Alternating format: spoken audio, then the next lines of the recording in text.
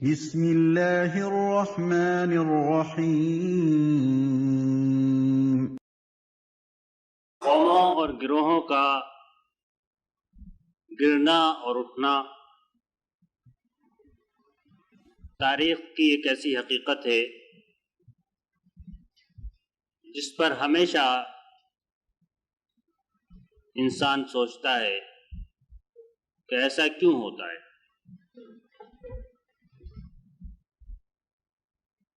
کچھ قومیں دنیا میں ترقی کرتی ہیں، غلبہ اور کامرانی ان کے حصے میں آتا ہے، چھا جاتی ہیں، تہذیب، تمدن، علم ہر لحاظ سے انہی کا سکہ دنیا میں چلتا ہے، اور پھر وہ مختلف انداز سے زوال کا شکار ہو جاتی ہے۔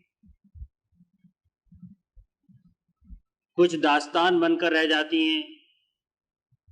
اور صرف تاریخ کے صفحات میں ان کا ذکر پڑھا جا سکتا ہے۔ کچھ ایک لمبے عرصے کے لیے پستی اور گمنامی کے پردے میں چلی جاتی ہیں۔ کچھ ایسی ہوتی ہیں جو کبھی بھی اس سے نہیں نکلتی، اور کچھ ایسی ہوتی ہیں جو طویل عرصے کے بعد دوبارہ نکل کر سامنے آ جاتی ہیں۔ یہ سوال تو ایسے ہیں جو ہر سوچنے والے انسان کو ہمیشہ ہی پریشان کرتے رہے ہیں، ان کا جواب بھی لوگ دیتے رہے ہیں۔ اللہ تعالیٰ نے جو ہدایت اپنی کتاب اور اپنے نبی کی معرفت دنیا کو دی ہے، اور جو آخری ہدایت ہمارے پاس موجود ہے، اس میں بھی قوموں کے عروج و زوال سے کافی تفصیل کے ساتھ بحث کی گئی ہے۔ قوموں کا ذکر بھی ہے، ان کا کردار، ان کے افعال، ان کا بیان بھی ہے، ان کا انبیاء کی دعوت کو ماننا یا نہ ماننا اور اس کا انجام، اس کا ذکر بھی ہے، ان پر عذاب آنے یا نجات پانے، ان کا بھی ذکر کیا گیا ہے۔ اور یہ اس لیے ہے کہ انسان دنیا کے اندر ہمیشہ کسی گروہ یا کسی قوم یا کسی اجتماعیت کا حصہ بن کر رہتا ہے۔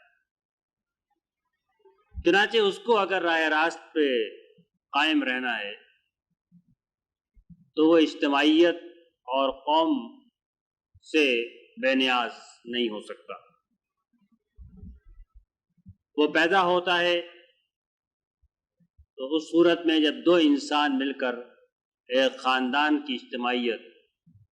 وجود میں لاتے ہیں، آنکھ کھولتا ہے تو ایک خاندان، محلہ، اسکول، مختلف جگہ تقریباً اس کی زندگی کا ہر گوشہ دوسرے انسانوں کے ساتھ تعلقات کے اندر بندھا ہوا ہوتا ہے۔ بہت ہی تھوڑی زندگی ہے جس کو یہ کہہ سکتا ہے کہ یہ میں بالکل دوسرے انسانوں سے آزاد اور بے نیاز ہو کر گزارتا ہوں، اور وہ بھی باہر سے متاثر ہوتی ہے، دل میں جو خیالات اٹھتے ہیں، غصہ آتا ہے، محبت ہوتی ہے، جذبات پیدا ہوتے ہیں، یہ سب بھی باہر سے متاثر ہوتے ہیں۔ اسی لیے وہ لوگ جو انسان کا مطالعہ کرتے ہیں کسی ایک خاص پہلو سے، جب وہ اجتماعیت کے نقطہ نظر سے اس انسان کا مطالعہ کرتے ہیں تو وہ کہتے ہیں کہ دراصل تو انسان اپنے قوم یا اپنے معاشرے یا اپنی اجتماعی زندگی کی پیداوار ہے۔ یہ بھی کہا جاتا ہے انگریزی میں کہ انسان تو ایک سوشل اینیمل ہے، حالانکہ معاشرے اور اجتماعیت کے لحاظ سے بہت سے جانور بھی بڑی زبردست اجتماعیت اور قومیت اپنے اندر رکھتے ہیں۔ اس کی ایک مثال شہد کی مکھیوں کی، جو اگر آپ نے کبھی سنی یا پڑھی ہو تو آپ واقف ہوں گے کہ کتنی زبردست اجتماعیت ہے جو ان کے اندر پائی جاتی ہے۔ اس لیے سوال تو بڑا اہم ہے، اور جو سوال بھی آپ نے یہاں پر اٹھائے ہیں یہ سب بھی بالکل صحیح ہے کہ ذہن میں پیدا ہوتے ہیں۔ قرآن مجید نے اپنے انبیاء، اپنی دعوت، ایمان اور عمل صالح کی مناسبت سے کامیابی کے جو مجدے سنائے ہیں، ان کی بنیاد پر دنیا کے اندر آج اس کی نافرمان قوموں کو غالب دیکھ کر بھی ذہن میں سوال پیدا ہوتے ہیں۔ تو یہ ایک ایسا موضوع ہے جس کا بڑا گہرا تعلق ہدایت سے بھی ہے، قرآن مجید کو سمجھنے سے بھی ہے، اور اگر اصلاح اور تغیر اور انقلاب کا کام کرنا ہے تو اس کے لیے بھی ان قوانین کو سمجھنا ضروری ہے جو اس سلسلے میں اللہ تعالیٰ نے اپنی کتاب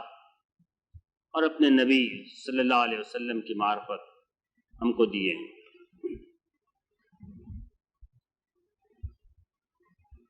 انسان کی یہ عادت ہے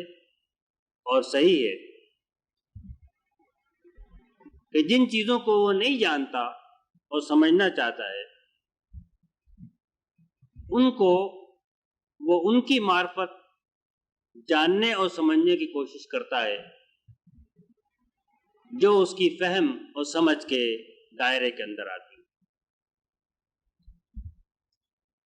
وہ یہ تو نہیں جانتا کہ قومیں کیوں پیدا ہوتی ہیں، کیوں ترقی کی منزلیں طے کرتی ہیں، کیوں زوال کے گڑھے میں گر جاتی ہیں، لیکن اس کے ارد گرد اور بہت سارے ایسے واقعات، مظاہر موجود ہیں جو اسی عمل سے گزرتے ہیں۔ وہ درخت کا بیج بوتا ہے، اس سے ایک تنا نکلتا ہے، درخت جوان ہوتا ہے، اس کے بعد وہ خزاں کا شکار ہوتا ہے اور مٹی میں مل جاتا ہے۔ یہ بھی ایک عروج و زوال کی داستان ہے جو اس کی نگاہوں کے سامنے برابر پیش آتی ہے۔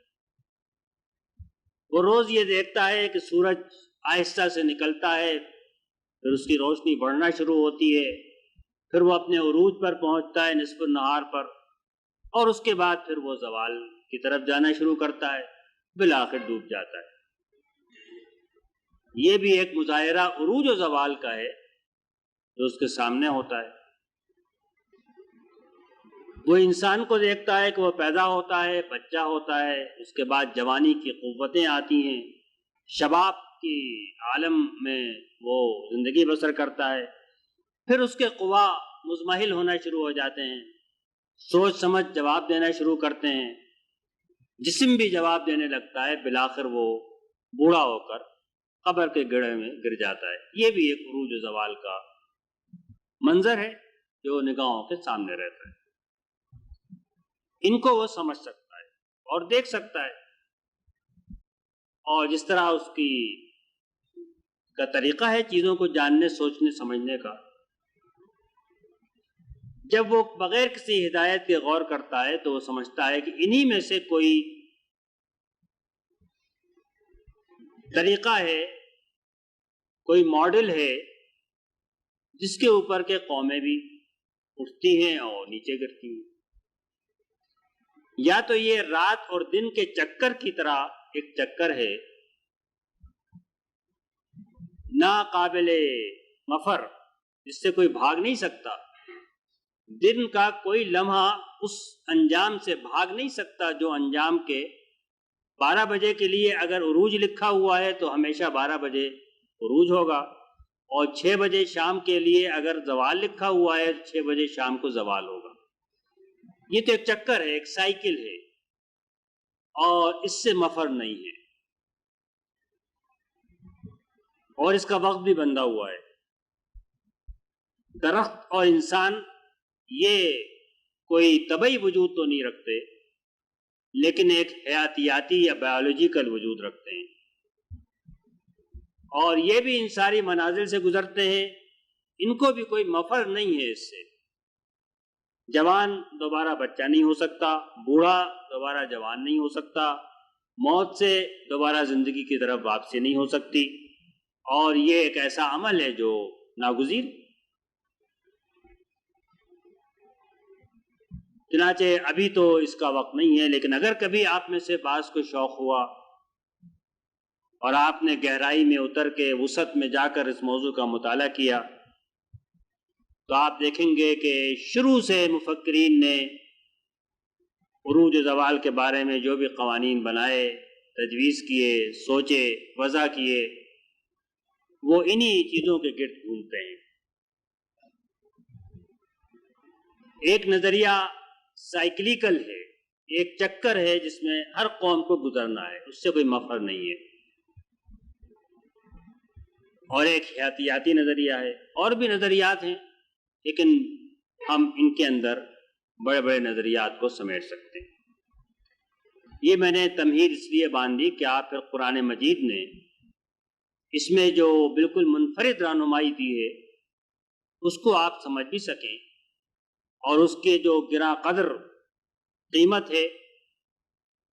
اس کو بھی آپ محسوس کر سکیں۔ قرآن مجید جو پہلی بات بہت ہی وضاحت کے ساتھ بیان کرتا ہے وہ یہ ہے کہ فرد کی زندگی تو ایک ایسے حیاتیاتی چکر کے ساتھ بندھی ہوئی ہے کہ پیدائش، بچپن، جوانی، بڑھاپا اور موت، ہر آدمی کو اس پورے چکر سے یا اس کے بعض مراحل سے گزرنا پڑے گا۔ وہ بچپن کے بعد بھی مر سکتا ہے، یا بوڑھا ہو کے بھی مر سکتا ہے۔ یہ میں آیات کے حوالے نہیں دوں گا، لیکن قرآن مجید میں آپ کو اس مضمون کی آیات بہت ساری مل جائیں گی، اور اس نے کہا ہے کہ ہر انسان کا آخری جو مقدر ہے وہ یہ کہ اس کو بالآخر موت سے دوچار ہونا ہے۔ کل نفس ذائقۃ الموت، ہر نفس کو موت کا مزہ چکھنا ہے۔ اس عمل کا کوئی تعلق اس فرد کے اعمال سے نہیں ہے، اس کے اخلاق سے نہیں ہے، اس کے ایمان سے نہیں ہے، اس کی معنوی، اخلاقی، روحانی، علمی، ایمانی زندگی سے کوئی تعلق اس عمل کا نہیں ہے۔ وہ کافر ہو یا مسلمان، وہ نبی ہو یا شیطان، وہ مطیع اور فرمانبردار ہو یا فاسق و فاجر، ہر ایک کو اسی عمل سے گزرنا ہے، اور انسان کو اس عمل سے گزرتے ہوئے جو کچھ بھی پیش آتا ہے وہ اس کے بالعموم اس کے اخلاقی اعمال کا نتیجہ نہیں ہوتا۔ اگر شراب پینے سے کسی کی صحت برباد ہوتی ہے تو شراب پینے کی ایک حیثیت اخلاقی ہے اور ایک طبعی ہے۔ کوئی زہر کھائے گا تو مر جائے گا، شراب پیے گا اس کا جگر خراب ہو جائے گا، لیکن یہ اس کا کوئی تعلق اس کے اخلاقی فعل سے نہیں ہے، بلکہ طبعی اثر ہے جو رونما ہوگا۔ کسی کو کینسر ہو جاتا ہے، کوئی اور بیماری ہو جاتی ہے،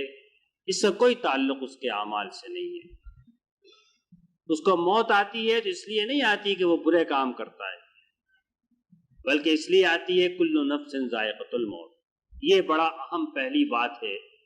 جو آپ کو ذہن میں رکھنا ہے، اس کے بغیر آپ آگے کی بات نہیں سمجھ سکیں گے۔ اس کے برعکس قرآن مجید بہت برملا اس بات کا اعلان کرتا ہے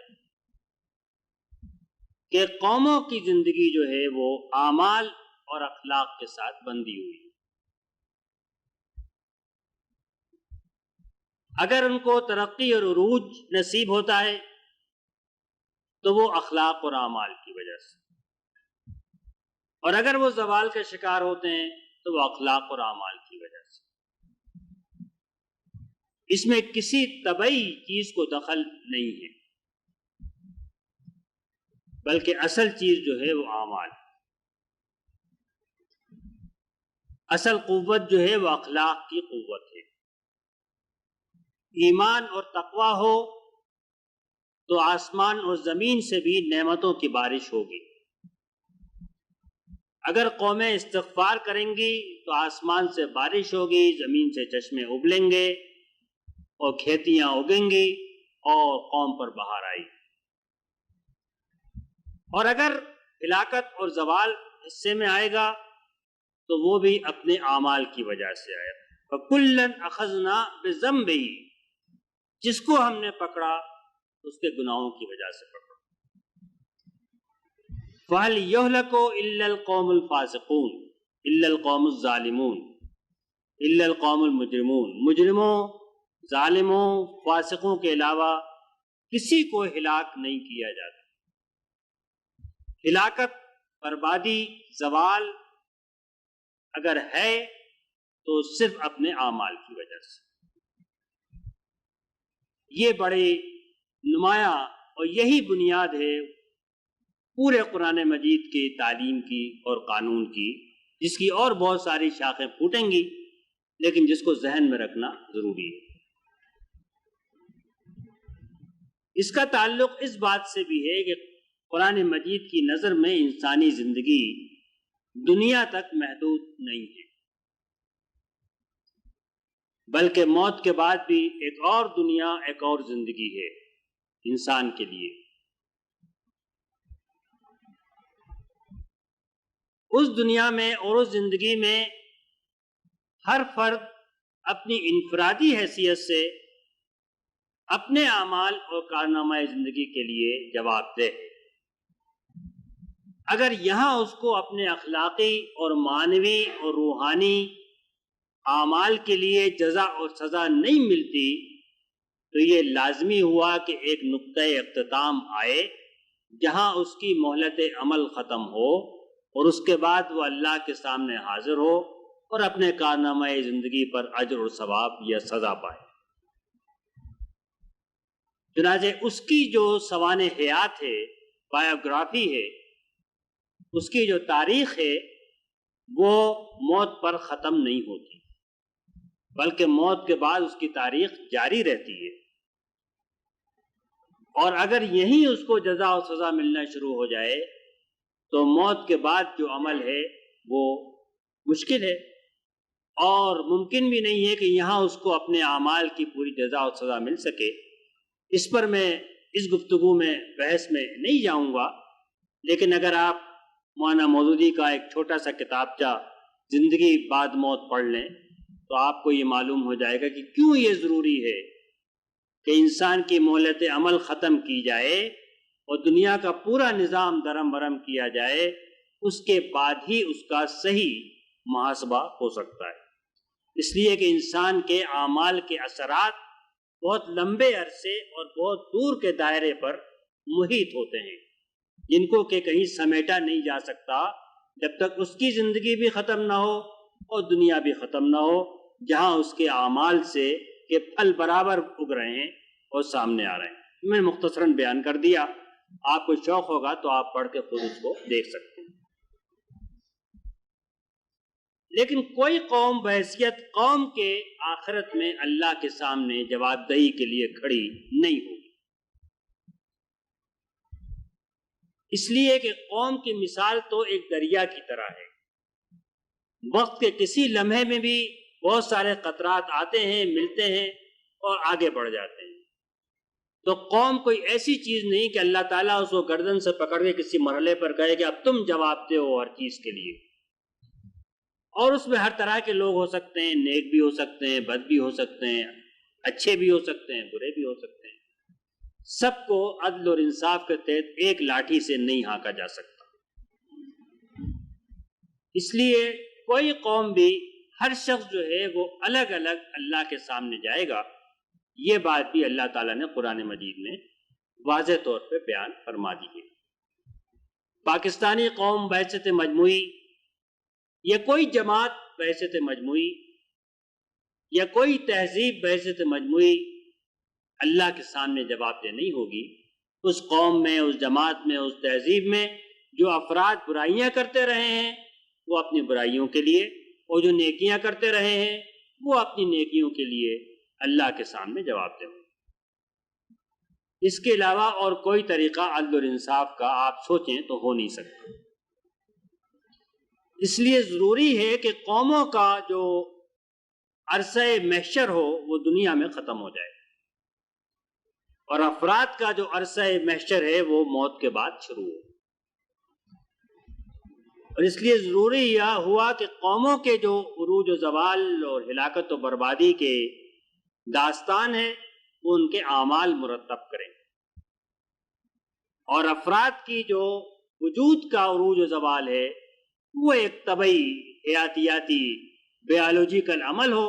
جس کو طبعی قوتوں سے متعین اور مرتب کیا جائے۔ یہ دوسرا بڑا اہم اصول ہے جو قرآن مجید نے بہت کثرت کے ساتھ پیش کیا ہے۔ جو صفحہ آپ اٹھا کر دیکھ لیں، قوم عاد کا ذکر ہو، قوم سمود کا ذکر ہو، جہاں بھی بربادی کا ذکر ہے، ہلاکت کا ذکر ہے، اگر نجات دی گئی تو انبیاء کو، ان کے ساتھیوں کو دی گئی ان کے اعمال صالحہ کی وجہ سے، اور برباد کیا گیا تو اس وجہ سے کہ لوگ برائی کے راستے پر پڑے ہوئے تھے۔ برائیاں مختلف قسم کی تھی، لیکن اپنے گناہوں کی وجہ سے پکڑے گئے، گناہوں کی وجہ سے برباد کیے گئے۔ کسی انسان کو موت گناہوں کی وجہ سے نہیں آتی۔ کل نفس ذائقۃ الموت کے عمومی بے لاگ قاعدے کے تحت آتی ہے۔ اگر یہ آپ نے دوسرا قانون بھی اچھی طرح سمجھ لیا تو پھر یہ بات واضح اور صاف ہے کہ جس چیز کا انحصار اخلاق پر ہے، اور اخلاق کی جو تعریف ہے ابھی میں اس پر تھوڑی دیر میں آؤں گا، لیکن جس چیز کا انحصار اخلاق پہ ہے اور اعمال پہ ہے، اور کیونکہ انسان اپنے اخلاق اور اعمال پر اختیار رکھتا ہے، اگر وہ اختیار نہ رکھتا ہوتا تو وہ جواب دہ نہ ہوتا۔ اس کو اختیار دیا گیا ہے کہ وہ چاہے تو نیکی کرے اور چاہے تو برائی کرے، چاہے تو ایمان لائے چاہے تو انکار کرے، چاہے تو اللہ کو مانے اور چاہے تو نہ مانے، یہ اس کو اختیار دیا گیا ہے۔ تو اگر جو چیز اختیار میں ہے تو اس کے لیے یہ بات نہیں کہی جا سکتی کہ یہ ایک ایسا عمل ہے جس کا ہونا ناگزیر ہے، یا جس سے کوئی مفر نہیں ہے، یا جس کو پلٹا نہیں جا سکتا اور واپس نہیں لوٹایا جا سکتا۔ اگر انحصار طبعی عوامل کے اوپر ہے، اس طرح درخت کی زندگی ہے یا انسان کی زندگی ہے، تو وہ تو یقیناً ناگزیر ہے کہ انسان بچپن، جوانی اور بڑھاپے سے گزر کر قبر کے گڑھے میں جائے، اس سے کوئی مفر نہیں ہے۔ اعمال اس سلسلے میں کچھ نہیں کر سکتے۔ لیکن اگر قوموں کی زندگی صرف اخلاق اور اعمال کے اوپر منحصر ہے تو اخلاق اور اعمال کیونکہ آدمی کے اختیار میں ہے، اپنے جسم کی زندگی اس کے اختیار میں نہیں ہے، اس لیے یہ اس کے اختیار میں ہونا چاہیے کہ وہ اگر ان قوانین کی پابندی شروع کر دے جن سے اللہ تعالیٰ نے عروج کو وابستہ کیا ہے تو وہ عروج کی طرف جا سکے، اور اگر ان قوانین کی خلاف ورزی شروع کر دے تو وہ زوال کی طرف جا سکے۔ یہ بالکل ایک ایسی بات ہے جس سے انکار ممکن نہیں ہے، اور ہم اس کو آسانی کے ساتھ سوچ سکتے ہیں، سمجھ سکتے ہیں ایسا ہونا۔ یہی بات اللہ تعالیٰ فرماتا ہے کہ یہ تمہارے اختیار میں ہے، اگر بستی والے ایمان لائیں اور تقوی کے راستہ اختیار کریں، وَلَوْ أَنَّ أَهْلَ الْقُرَىٰ آمَنُوا وَاتَّقَوْا لَفَتَحْنَا عَلَيْهِمْ بَرَكَاتٍ مِّنَ السَّمَاءِ وَالْأَرْضِ۔ انسان کے ساتھ یہ وعدہ نہیں ہے کہ وہ ایمان و تقوی لے آئے تو اس کا بڑھاپا جوانی میں بدل جائے گا، یہ نہیں ہوگا، یا اس پر رزق کے دروازے کھل جائیں گے، یہ وعدہ نہیں ہے۔ ایک مومن جو ہے وہ بھی مفلسی کے عالم میں زندگی بسر کر سکتا ہے، لیکن بستی والوں سے، قوموں سے اس بات کا وعدہ ہے کہ اگر وہ ایمان و تقوی کا راستہ اختیار کریں تو آسمان و زمین سے برکتوں کے دروازے کھل جائیں گے، استغفار کریں تو یہ ہو جائے گا، اور دنیاوی وعدے بھی ہیں۔ تو یہ دراصل اسی قانون کا نتیجہ ہے کہ قوموں کی زندگی جو ہے وہ اخلاق اور اعمال پر منحصر ہے۔ اس کے بعد جو چوتھا قانون بڑا اہم ہے وہ یہ ہے کہ اخلاق اور قانون کی جو تعریف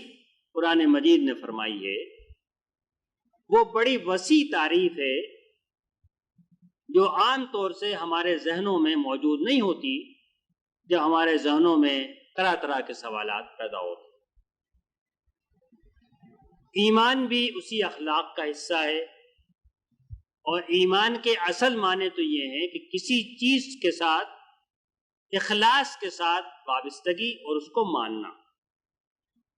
چنانچہ قرآن مجید کے اصطلاح سے ایمان بالباطل بھی ممکن ہے اور ایمان بالحق بھی ممکن ہے۔ ایمان تو خود ایک صفت ہے، وفاداری کی، وابستگی کی، کسی چیز کو مان لینے کی اور اس پر جم جانے کی، یہ ایک اخلاقی صفت ہے۔ یہ باطل کے ساتھ بھی ہو سکتی ہے اور حق کے ساتھ بھی ہو سکتی ہے، جس کے ساتھ بھی ہوگی اس کا وزن ہوگا۔ اور نفاق بھی ایک صفت ہے، کسی چیز کو نہ ماننا، نہ ماننے کے برابر ہونا، اس پر نہ جمنا اور دل میں ہمیشہ دو روش رہنا، اور یہ حق کے ساتھ بھی ہو سکتی ہے اور باطل کے ساتھ بھی ہو سکتی ہے۔ تو وعدہ جو ہے وہ ایمان کے ساتھ ہے، نفاق کے ساتھ نہیں ہے۔ اگر اللہ تعالیٰ کے ساتھ نفاق کی روش ہو اور شیطان کے ساتھ ایمان حق کی روش ہو تو ایمان غالب آئے گا اور نفاق شکست کھائے گا، اس لیے کہ ایمان جو ہے اصل قیمت اس کی ہے۔ اصل بات یہ ہے کہ آدمی جس قانون کو مانتا ہو اس کی پابندی کرے۔ اگر آدمی اللہ کا قانون مانتا ہو اور اس کی پابندی نہ کرتا ہو تو وہ اس کی سزا پائے گا، اور ایک آدمی اللہ کا قانون نہ مانتا ہو، اپنا بنایا ہوا قانون مانتا ہو لیکن اس کی پابندی کرتا ہو، تو قانون کی پابندی فی نفس ہی اپنے اندر وہ قوت رکھتی ہے جو اس قوم کو غلبہ عطا کرے۔ ایک آدمی اللہ کو ماننے والا ہو لیکن اس کے لیے محنت کرنے کو تیار نہ ہو، اور ایک آدمی شیطان کو ماننے والا ہو، شیطان کے لیے محنت کرنے کو تیار ہو، تو محنت فی نفس ہی ایک اخلاقی قوت ہے جو کام کرے گی اور اس کام سے وہ فائدہ اٹھائے۔ ایک آدمی حق پر ایمان رکھتا ہو لیکن تحقیق اور اجتہاد اور علم سے عاری ہو تو یہ حق اس کو کوئی فائدہ نہیں دے گا۔ ایک قوم اگر باطل پر ایمان رکھتی ہے لیکن تحقیق اور اجتہاد اور جدت اور نئے مسائل کا حل نکالنا اس سے آراستہ ہے تو وہ غلبہ پائے گی۔ ایک قوم اگر صبح اور شام استغفر اللہ کا ورد کرتی ہے لیکن اس کے اندر کوئی اپنے احتساب اور جرم کرنے والوں کی سزا کا نظام نہیں ہے تو وہ قوم دنیا میں مغلوب ہوگی۔ اور وہ قوم جو استغفر اللہ کا ورد نہیں کرتی لیکن اس نے اپنی قوم کے لیے ضابطۂ حیات بنایا ہے، جو دستور بنایا ہے، جو قانون بنایا ہے، جن ضوابط کا وہ اپنے آپ کو پابند سمجھتی ہے، خواہ وہ شراب پینا ہو یا غریبوں کی مدد ہو، تو اس کی پابندی کرتی ہے، اور اگر کوئی ارتکاب کرتا ہے غلطی کا تو اس کو سزا دیتی ہے۔ وہ اس کا وزیر ہو، صدر ریاست ہو، عام مجرم ہو، اس کو وہ سزا دیتی ہے، اس میں وہ کوئی رعایت نہیں کرتی۔ تو احتساب اور اپنے غلطیوں کا ادراک اور ان کے اوپر داروگیر، یہ وہ اخلاقی صفات ہیں جو اس کو غلبے سے ہم۔ یہ میں نے اس لیے تفصیل اختیار کی، اگر آپ اس پر، کیونکہ میں سب تو نہیں تفصیل میں جا سکوں گا، اگر اس کو آپ خود غور کریں گے تو آپ ان بہت سارے سوالات کا جواب پالیں گے جو آپ نے ابھی یہاں پر کیے ہیں۔ اگر یہ اصول بھی آپ کی سمجھ میں آ جائے کہ اخلاق کا دائرہ شراب اور عورت تک محدود نہیں ہے، بلکہ اخلاق کا دائرہ وقت کی پابندی، اپنے مقاصد کے ساتھ لگن، ان کے لیے محنت، ان کی جستجو، اپنی قوم کے اندر کم سے کم انصاف، لوگوں کی برابری، ان کی داد رسی، یہ بھی وہ چیزیں ہیں جو اخلاق میں شامل ہیں، تو آپ کے لیے یہ سوال اٹھانے کی ضرورت نہیں پڑے گی کہ وہ قومیں جو ایمان تو باللہ اور ایمان بالآخرت سے خالی ہیں وہ کیوں غالب ہیں، اور وہ قوم جو کہ ہماری ہے، جو قرآن بھی رکھتی ہے، اللہ پر ایمان کی دعوے دار بھی ہے اور نمازیں بھی پڑھتی ہے، روزے بھی رکھتی ہے، زکوٰۃ بھی دیتی ہے، وہ کیوں مغلوب ہے؟ اگر اخلاق کی آپ اس جمیع تعریف کو سامنے رکھیں جس کی ایک تشریح آپ کو اسلام کی اخلاقی بنیادوں کے اندر مل جائے گی، تو آپ دیکھیں گے کہ بنیادی انسانی اخلاقیات تو سب سے اہم ہیں، اور انہی کی بنیاد پر اسلامی اخلاق تعمیر ہوتا ہے۔ اور اسلامی اخلاق کی حالت بھی اگر اتنی زار و نزار ہو کہ نہ ایمان قابل اعتبار ہو، نہ تقوی قابل اعتبار ہو، نہ احسان موجود ہو، تو قوم صرف نام کے لیبل سے تو نہیں آگے بڑھ سکتی۔ اسی پمفلٹ کے الفاظ میں تانبے کے سکے پر اشرفی کی مہر لگا دیں تو بازار میں نہیں چلے گا، اور اگر بھوس بھرے ہوئے سپاہیوں کو آپ وردی پہنا دیں تو وہ نہیں لڑ سکتے، خواہ وہ وردی ایمان کی اور ایمان باللہ کی وردی ہو۔ لیکن اگر جسم کے اندر طاقت ہے اور خالص سونا موجود ہے تو وہ بازار میں زر خالص جو ہے وہی بازار میں چلتا ہے۔ منافقت مزار میں نہیں چلتی۔ یہ بھی وہ قانون ہے جو کہ اللہ تعالیٰ نے بیان فرما دیا ہے کہ زبانی دعویٰ قابل اعتبار نہیں ہے، اصل چیز تو عمل ہے، تاکہ ہم دیکھیں کہ تم کیسا عمل کرتے ہو۔ ننظر کیف تعملون، عمل ہے کہ جس پر انحصار ہے۔ لیس للانسان الا ما سعی، کوشش محنت پر کا بدلہ انسان کو ملتا ہے، اور تقویٰ جو ہے وہ عمل کا نام ہے، اور وہ عمل پوری زندگی پر محیط ہے، اور وہ جس کو آدمی صحیح مانتا اور جانتا ہو اس کو کرنے کا نام ہے۔ جن چیزوں کو آدمی صحیح جانتا مانتا ہے اس میں بعض چیزیں غلط بھی ہو سکتی ہیں۔ ممکن ہے وہ سمجھتا ہو شراب پینے میں کوئی حرج نہیں ہے تو وہ شراب پیتا ہے، ممکن ہے وہ سمجھتا ہو زنا کرنے میں کوئی حرج نہیں ہے، وہ زنا کرتا ہے، لیکن اگر وہ سمجھتا ہے جھوٹی گواہی نہیں دینا چاہیے وہ جھوٹی گواہی نہیں دیتا، اگر وہ سمجھتا ہے غریب کی مدد کرنا چاہیے وہ غریب کی مدد کرتا ہے، وہ اپنی جیب سے پیسہ نکال کے دیتا ہے، اگر وہ سمجھتا ہے کہ قانون کی پابندی کرنا چاہیے وہ قانون کی پابندی کرتا ہے، اگر وہ سمجھتا ہے کہ رشوت دینا گناہ ہے رشوت نہیں دیتا وہ رشوت نہیں لیتا۔ تو یہ بھی وہ اخلاق ہیں جن کی بڑی قدر و قیمت ہے، بلکہ بعض احادیث کی روح سے ان اخلاق کی زیادہ قدر و قیمت ہے بنسبت شراب کے اور زنا کے اور دوسرے اعمال۔ تو میں اس میں تفصیل میں تو نہیں جاؤں گا، نہ میں معاشروں کا یہاں پر توازن یا مقابلہ کروں گا، توازنی مقابلہ کروں گا، لیکن یہ تو آپ سب پڑھے لکھے سوچنے سمجھنے والے سمجھدار آدمی ہیں، اور آپ خود ان پر غور کر سکتے ہیں کہ اس لحاظ سے اگر آپ جو معاشرے آج دنیا میں غالب ہیں ان کے ساتھ آپ مسلمان معاشرے کا موازنہ کریں تو آپ دیکھ سکتے ہیں کہ دونوں کا کیا حال ہے۔ انصاف کے لحاظ، انصاف تو سب سے بڑی چیز ہے۔ ممکن ہے وہ دنیا کو انصاف نہ دیتے ہوں، مسلمانوں کو نہ دیتے ہوں، لیکن ان کے اپنے معاشرے میں تو انصاف ہے، ان کے یہاں تو رشوت نہیں ہے، ان کے یہاں تو کوئی کسی انسان کا حق پامال نہیں کر سکتا، کوئی کسی کو ٹارچر سیل میں نہیں ڈال سکتا، کوئی کسی کو پکڑ کے مار پیٹ نہیں کر سکتا، اور ان کے ہاں بیواؤں کی، یتیموں کی، پینشن یافتہ لوگوں کی، بے روزگاروں کی فلاح کے لیے ایک پورا نظام ہے۔ آدمی بیمار ہوتا ہے اس کا مفت علاج ہوتا ہے، بے روزگار ہو جاتا ہے اس کو الاؤنس ملتا ہے، یونیورسٹی جاتا ہے اس کا وظیفہ بن جاتا ہے، بچہ پیدا ہوتا ہے اس کا وظیفہ بن جاتا ہے۔ یہ میں نے صرف چند مثالیں دی، میں آپ کو مروب نہیں کرنا چاہتا، لیکن میں آپ کے ذہن سے اس چیز کو نکالنا چاہتا ہوں کہ صرف شراب اور موسیقی اور ناچ گانا اور زنا اور یہی وہ چیزیں ہیں کہ جن سے قوموں کی قسمت کا فیصلہ ہوتا ہے، یہ نہیں ہے، بلکہ اخلاق کا دائرہ تو بڑا وسیع ہے۔ حق پسندی اپنے اوپر ہے، اپنا احتساب، مسلمان ملک کے اندر کوئی اپنے احتساب نہیں کر سکتا، قوم کے اندر وہ جیل میں جائے گا، لیکن گلف وار کے دور میں بھی امریکہ کے اندر لوگ کھڑے ہو کر پینٹاگون اور وائٹ ہاؤس پہ آ کر ٹماٹر پھینک سکتے تھے۔ عراق میں، ایران میں، شام میں کہیں یہ کام نہیں ہو سکتا تھا، پاکستان میں بھی نہیں ہو سکتا تھا۔ تو یہ دراصل بتاتا ہے کہ اور بہت ساری ویلوز ہیں، اقدار ہیں، اخلاق ہیں جن کے لحاظ سے وہ قومیں دنیا کے اندر آگے۔ اگر آپ صرف انہی موٹے موٹے اصولوں کو سامنے رکھیں تو قرآن مجید کے جو بڑے بڑے بنیادیں ہیں قوموں کے عروج و زوال کی، وہ تو سامنے آ جاتی۔ انبیاء کے بارے میں قرآن مجید نے یہ قانون بتایا ہے، پیش کیا ہے، اور یہ صرف انبیاء کے بارے میں ہے، کسی اور کے بارے میں نہیں ہے۔ اس لیے یہ سوال جو ہے، جو آپ کے ذہن میں بہت سارے سوالات کا جواب مل جائے گا، کتب اللہ لاغلبن انا ورسلی، یہ اللہ نے لکھا ہے کہ میں اور میرے رسول غالب ہو کر رہیں گے، کیونکہ انبیاء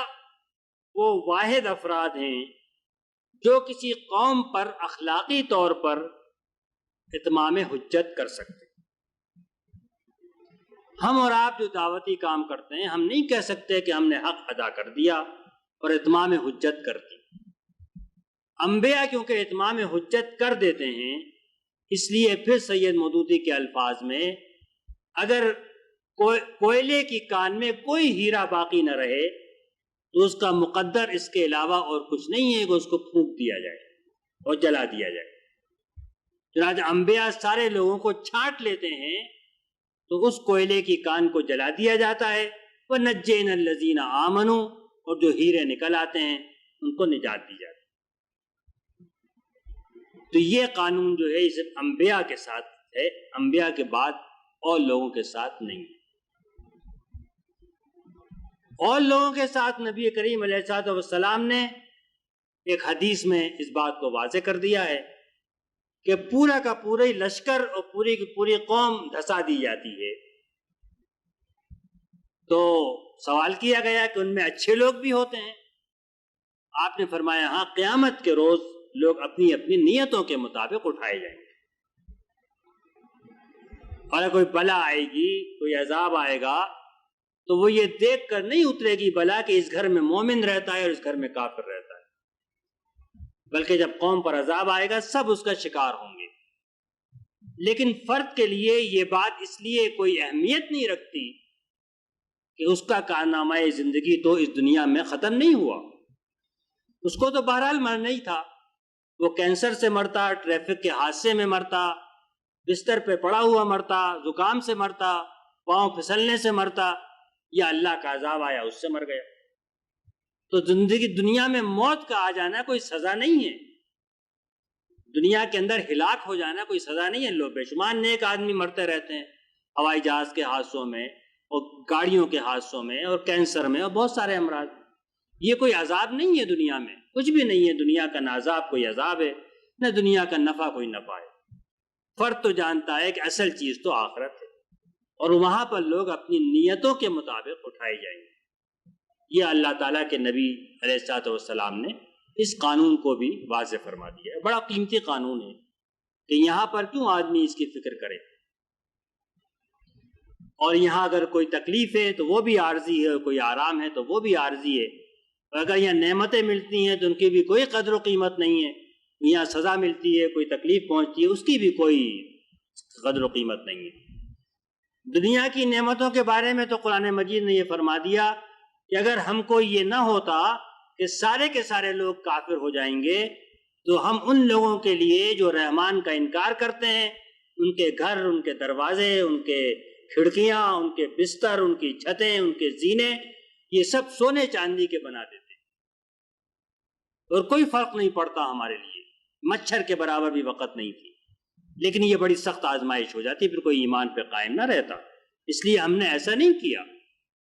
اس دنیا کی تکلیف بھی کوئی چیز نہیں، گزر جاتی ہے۔ ایک سانس جب نہیں آتی تو کینسر کے بڑے سے بڑا درد بھی ختم ہو جاتا ہے 1 منٹ میں، پھر کوئی تکلیف نہیں باقی رہتی۔ لیکن آخرت کی جو ہے وہ اس لیے دنیا میں اگر لوگ اس عذاب میں شریک بھی ہوں تو بالآخر آخرت میں تو وہ اپنا اجر پائیں گے، آخرت میں وہ اپنی نیتوں اور اپنے اعمال کے مطابق اٹھائے جائیں گے۔ جو نیک ہوں گے وہاں پر ان کے ساتھ پوری داد رسی ہو جائے گی۔ یہ قانون بھی اس نے بیان فرما دیا ہے۔ اس قانون کے تحت بعض قومیں ہلاک ہو جاتی ہیں، وَجَعَلْنَاهُمْ أَحَادِيثَ، ہم نے ان کو ایک داستان بنا دیا. اور بعض قومیں قعر پستی میں اور قعر گمنامی میں چلی جاتی ہیں اور پھر زندہ ہوتی ہیں. اور اس میں اللہ تعالیٰ کا قانون یہ ہے کہ جو اس کی اس دنیا کو بہتر طریقے سے چلا سکتا ہے اور دنیا کے لوگوں کو زیادہ زیادہ بہتر. آپ کہیں گے کہ امریکہ میں یہ خرابی ہے، یورپ میں یہ خرابی ہے، یہودیوں میں یہ خرابی ہے، تو انسان تو ہمیشہ اچھائیوں اور خرابیوں کا مجموعہ ہوتا ہے. میں بھی اس وقت میں جیسا آپ کے سامنے کھڑا ہوں، میرے اعمال نامے کے اندر بھی بہت سارے گناہ موجود ہیں اور بہت ساری نیکیاں موجود ہیں. اس وقت بھی میرے اندر بہت ساری خامیاں ہیں اور بہت ساری اچھائیاں ہیں. اس کے باوجود اللہ تعالیٰ نے مجھے ایک مقام دے رکھا ہے. تو اسی طرح ہر قوم میں اچھائیاں بھی ہوتی ہیں، برائیاں بھی ہوتی ہیں. لیکن پھر اس کی بہترین مثال جو ہے وہ سید مودودی رحمۃ اللہ علیہ نے بناؤ اور بگاڑ میں دی. اس کو آپ غور سے پڑھیں اور بار بار پڑھیں تو آپ کے بے شمار سوالات کا جواب جو ہے مل جائے. باغ کا مالک اپنا باغ اس کے سپرد کرے گا جو اس کے باغ کا نظام بہتر چلا سکتا. جو لوگ اپنے ہاں ایک ایئرپورٹ کا نظام نہیں چلا سکتے، ایک میونسپلٹی کا نظام نہیں چلا سکتے، ایک شہر کو صاف ستھرا نہیں رکھ سکتے، ایک عدالت کا نظام عدل و انصاف پہ نہیں چلا سکتے، وہ لوگ دنیا کے پوری قیادت کے اہل کیسے ہو سکتے؟ تو دنیا کی قیادت تو یہ نہیں کہ ان کے اندر کوئی برائیاں نہیں ہیں، ان کا انکار نہیں ہے، برائیاں بھی اپنا کام کر رہی ہیں، بالآخر ان کے زوال کا باعث بنیں گی. لیکن جو مختلف کینڈیڈیٹس موجود ہیں دنیا کے اندر، ان کینڈیڈیٹس میں وہ اچھا کینڈیڈیٹ تو نہیں ہے جو اللہ کو پسند ہو، لیکن وہ بہتر کینڈیڈیٹ ہے. وہ گڈ کینڈیڈیٹ تو نہیں ہے، لیکن بیسٹ کینڈیڈیٹ وہی ہے کہ جو دنیا کی لیڈرشپ کا مستحق ہے. اس لیے کہ وہ اپنی محنت سے، اپنے جستجو سے، دنیا کو چلانے کے سلیقے سے، اپنی قوم کے اندر عدل اور انصاف قائم کرنے سے وہ اس بات کا مستحق ہے. حافظ اسد اور نواز شریف اور صدام حسین اور جمال عبد الناصر تو اس لائق نہیں ہیں. یہ اپنے اخلاق کردار کے لحاظ سے 100 گنا بدتر ہیں ان سے جو کہ کافر ملکوں کے حکمراں ہیں. ان کے ہاں تو اگر ایک واٹر گیٹ ہو جائے تو صدر کو استعفیٰ دے کر رخصت ہونا پڑتا ہے. ہمارے ہاں تو اگر ٹارچر سیل بھی بنے رہیں اور ان میں انسانوں کو ڈرل بھی کیا جائے تو ان کے ساتھی جو ہیں وہ حکمراں رہتے ہیں اور آج بھی وہ اسی دبدبے سے حکمراں ہیں. باہر اگر معلوم ہوتا ہے کہ یہ ان کے حلیف تھے تو اگلے دن ان کو استعفے دینا پڑتے. کسی مجرم سے اگر وزیر کا تعلق ثابت ہو جائے، کوئی حادثہ ہو جائے تو وہ ایک دن وزارت میں نہیں رہ سکتا.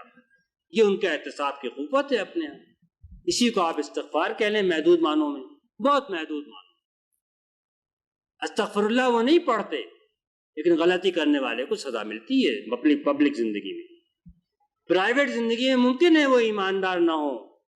زنا کرتے ہوں، شراب پیتے ہوں، عورتوں کے ساتھ بدکاریاں کرتے ہوں، لیکن پبلک لائف میں برداشت نہیں کرتے اس کو. اگر معلوم ہو جائے کہ ان کا صدر یا وزیر جو ہے وہ بہت زیادہ شراب پیتا ہے، وہ نہیں اس کو منتخب کریں گے. وہ خود اپنے لیے کتنی برائیاں کر لیں اپنے اہلکاروں میں نہیں دیکھنا چاہتے. اس لحاظ سے وہ بہتر قوم ہے. میں نہیں کہتا وہ اچھی قوم ہے، وہ بہتر قومیں ہیں ان قوموں کے مقابلے میں دنیا میں سب موجود ہیں. اس لیے وہ دنیا کی امامت کی حقدار ہے. یہی حال یہودیوں کا بھی ہے. اور یہودیوں کے بارے میں جو سوال عام طور سے پیدا ہوتا ہے اس کا جواب تو سیدھا سادہ یہ ہے کہ اللہ تعالیٰ نے خود قرآن مجید فرمایا تھا الا بحبل من اللہ، اللہ کی طرف سے رسی دراز کر دی جائے یا لوگوں کے سہارے وہ آگے بڑھ سکتے ہیں. اور آج ان کا جتنا بھی وجود ہے وہ اپنے بل پہ نہیں ہے بلکہ اور قوموں کے بل پر. پھر اس نے یہ قانون بھی واضح کر دیا ہے کہ جس قوم کو وہ اپنے مقصد اور کام کے لیے منتخب کر لے اور جس کو وہ یہ ذمہ داری دے دے، اس کے لیے ملازم رکھ لے، اس سے امپلائمنٹ کانٹریکٹ پہ دستخط کر دے، اس سے ایک میثاق باندھ لے کہ تم میرا کام کرو گی، میں تم کو اپنی امانت اور اپنی ہدایت سپرد کر رہا ہوں. اس کو جب ترازو میں تولا جائے گا تو سب سے پہلے یہ دیکھا جائے گا کہ وہ اپنی ٹرمز آف امپلائمنٹ کو، اپنے معاہدہ ملازمت کو کہاں تک پورا کر. اگر وہ نہیں پورا کر رہی تو یہی اس کے خلاف ایسی فرد جرم ہوگی کہ وہ کسی اور ذریعے سے دنیا میں ترقی نہیں کر سکتی. یہ بات بھی اس نے قرآن مجید نے کھول کھول کے بیان کر دی ہے. فبما نقضهم میثاقهم لعناهم وجعلناهم قلوبهم قاسیہ، جو انہوں نے اللہ سے اپنے عہد کو توڑا اس کی وجہ سے ہم نے ان پر اپنی لعنت مسلط کر دی، ان کے دلوں کو سخت کر دیا۔ ضربت علیہم الذلۃ والمسکنۃ وباؤوا بغضب من اللہ ذلک بانہم کانوا یکفرون بآیات اللہ۔ یہ بھی جو ہوا، ذلت و مسکنت مسلط ہوئی، یہ اس لیے نہیں ہوئی کہ یورپ والے آگے بڑھ گئے یا اس سے پہلے ساسانی آگے بڑھ گئے تھے، بلکہ اس لیے کہ یہ جو ہماری ملازم قوم تھی، وفادار قوم تھی، اس نے ہماری آیات سے انکار کی روش اختیار کی، ہم سے بے وفائی کی، ہمارے راستے کو چھوڑا، چنانچہ ہم نے اس پر ذلت اور مسکنت مسلط کر دی۔ یہ سارے قوانین اللہ تعالیٰ نے بیان فرما دیے ہیں۔ یہ تو قرآن مجید کا ایک بڑا اہم باب ہے، اس باب کو میں ایک گفتگو میں نہیں سمیٹ سکتا اور کوئی نہیں سمیٹ سکتا، اس کے اتنے پہلو ہیں کہ اس پر تو کچھ کہیں بھی احاطہ نہیں ہو سکتا، لیکن جو موٹے موٹے اصول میں نے آپ کے سامنے بیان کر دیے ہیں، آپ غور کریں تو آپ کے بیشتر سوالات کا جواب، میں نہیں کہتا سب کا، بیشتر سوالات کا جواب انہی قوانین کے اندر پوشیدہ ہے۔ اور یہ قرآن مجید کے وہ قوانین ہیں جو اس کے صفحے صفحے پر لکھے ہوئے ہیں، کہیں ان کو مبہم نہیں رکھا گیا ہے بلکہ بار بار بیان کیا گیا ہے۔ یہ ہمارا قصور ہے کہ ہم ان کو پڑھتے ہیں، گزر جاتے ہیں، ان پر غور نہیں کرتے کہ اللہ تعالیٰ نے قوموں کے بارے میں کس طرح کھول کھول کے بیان کر دیا ہے کہ ان کی عزت و سربلندی مادی قوت سے نہیں ہے۔ اگر صبر کی قوت ہوگی تو ایک آدمی 10 پر غالب ہوگا، اگر مادی قوت ہو 10 آدمیوں کو ایک آدمی نہیں باندھ کے رکھ سکتا، نہیں ان کو ہرا سکتا۔ فرمایا کہ صبر ہے اصل چیز، تقویٰ ان تصبروا وتتقوا، اگر صبر ہو، جماؤ ہو، ثبات ہو، اپنی چیز کے لیے جمنے کا حوصلہ ہو، آپس میں اتحاد ہو، انتشار نہ ہو، تو پھر فثبتوا، ثبات کا اختیار کرو۔ یہ وہ چیزیں ہیں جو دنیا کے اندر غالب کرنے والی ہیں، ایٹم بم اور مادی وسائل اور فیکٹریاں اور کارخانے نہیں ہیں، بلکہ وہ مادی ترقی جو ہے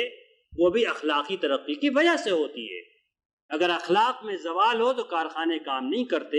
وہاں بھی مال گھٹیا بنتا ہے، وہ باہر ایکسپورٹ نہیں ہو سکتا، اس لیے کہ بددیانت لوگ ایکسپورٹ کرتے ہیں، مزدور محنت نہیں کرتے اس لیے ان کا اخلاق کمزور ہوتا ہے، اور یہ ساری خرابیاں اس لیے سڑک بنتی ہے اگلے دن ادھڑ جاتی ہے، ایئرپورٹ بنتا ہے اگلے دن ناقص نکلتا ہے، دنیا میں بھی ترقی نہیں ہو سکتی بغیر اخلاق کے۔ محنت اور علم کی جستجو نہ ہو تو ایٹم بم نہیں بن سکتا، بڑے نئے نئے اسلحہ نہیں بن سکتے، یہ مادی قوت سے نہیں بنتے، اخلاقی قوت سے بنتے ہیں۔ اس کی اصل چیز جو ہے